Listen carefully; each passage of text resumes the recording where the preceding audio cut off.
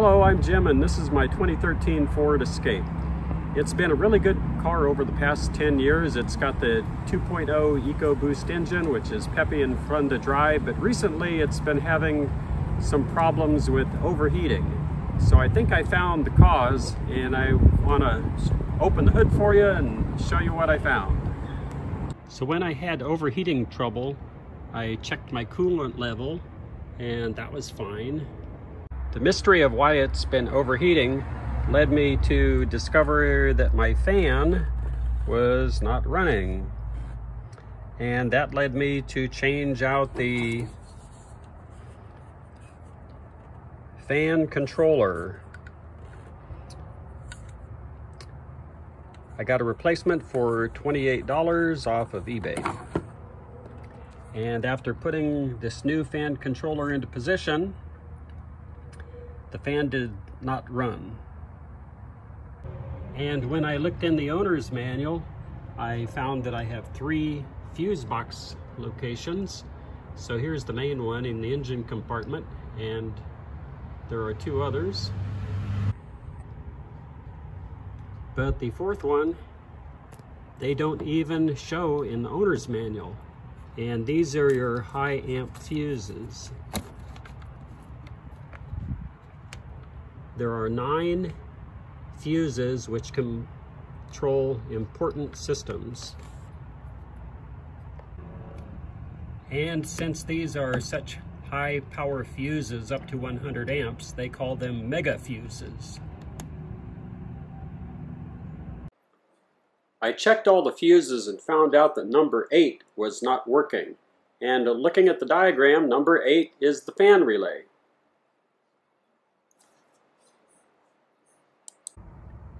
These high amp fuses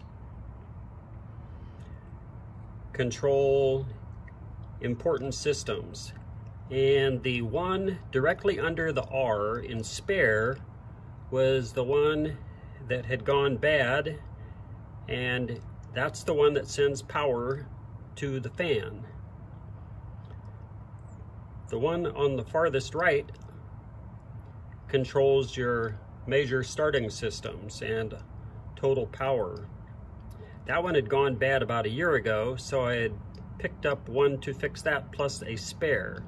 I hung the spare on the 2 pins that were unused at the right hand side and put a little sign on it to remind myself where it was. And so I was able to switch that spare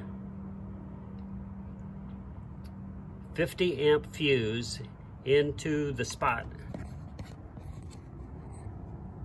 right there, the second one from the right, and now my fan runs. So now I just have to put the air box back in and should be good to go. Now as I get ready to put the air box back in, I just wanted to show you what holds the air box in place. There are just 2 rubber sockets down here in the bottom, one here and one over here, and this little plug just snaps in. So there's no screws to take out when you're pulling out the air box.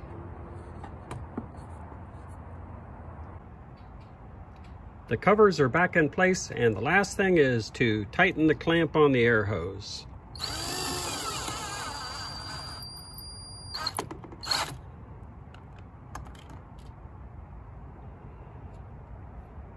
And yes, I can see the fan is running.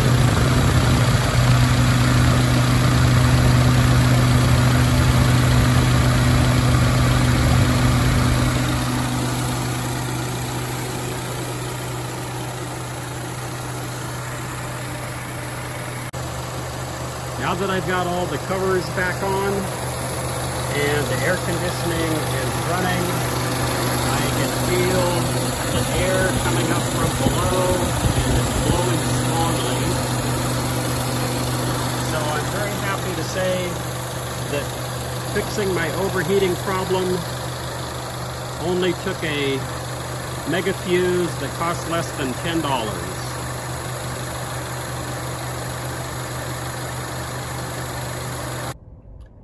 At 128,000 miles, my Escape is running good again, after changing out that bad number 8 mega fuse. One curious thing is that it never threw a check engine light. So apparently that fuse can be failing and it doesn't throw a check engine light.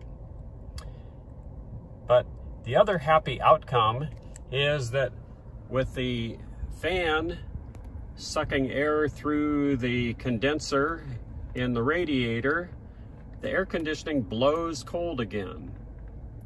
And it hadn't blown cold for months, so I thought maybe it was short on Freon, but it just needed a working fan. Now, it is always safest to buy the original Ford part. So to get a new spare, I went to the Ford dealer and bought this one for $17.50. However, when I took it out of the package, I found out that it was a Little Fuse brand, and the exact type was a MIDI 32 volt 498 series, and has this side profile. Now, many fuses look the same. However, this one needs to be exactly 1.61 inches long, and the exact dimensions are in this next diagram, with 30 millimeters between the holes. This exact fuse is available on Amazon for $7.49, and the best diagrams I found were Rick's free auto repair diagrams, because if you scroll all the way to the bottom, they do have the mega fuse diagrams. And the mega fuses stay the same through 2018. And before I button things up completely here, I wanted to show you one more unusual problem that I had discovered about a year ago, and that was my negative battery cable had corroded and was giving me strange warnings on the radio about shutting the system down to protect the battery.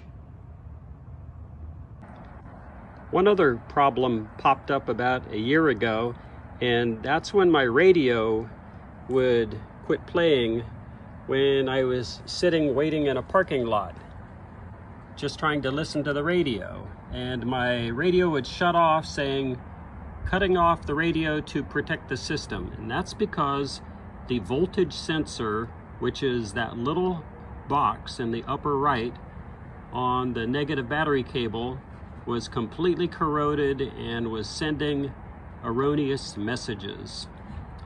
So if you ever have that message on your radio, check your negative battery cable for corrosion. And if your battery is 3 to 4 years old and getting weak, get a new one.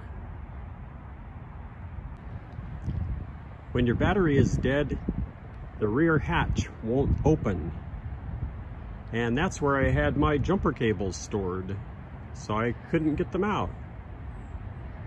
Or shift gears. I wanted to put it in neutral so I could roll it back a few feet so I could get the jumper cables to stretch. But the shifter is locked when the battery is dead. Also, after my battery went dead, and again when my number 9 fuse went bad, the switch locks on the trunk or hatch don't work. And so I had jumper cables back there, but I wasn't able to get to them. So now I keep my jumper cables under the back seat. so in case my battery goes dead, I can get to them. So if you're having fan trouble, replace your mega fuse. Hope this helps.